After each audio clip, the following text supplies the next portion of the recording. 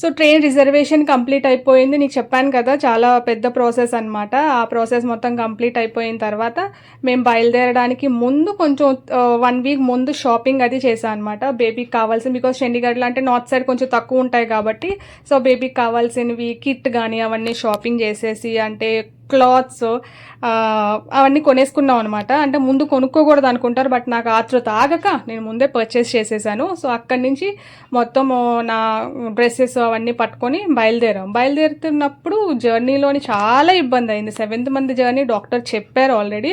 Maximum ఎవరు 7th మంత్‌లో అంత ఎక్కువ లాంగ్ జర్నీ చేయకపోవడానికి ట్రై చేయాలేమో నాకనిపిచ్చింది. బట్ విజయవాడ నుంచి వైజాగ్ చాలా ట్రైన్ అయితే ఏమో గానీ బస్ అయితే చాలా ఇబ్బంది పెట్టేసిందనమాట. ఆ తర్వాత అమ్మ వాళ్ళొచ్చారు, అత్తమ్మ వాళ్ళొచ్చారు రిసీవ్ చేసుకోవడానికి.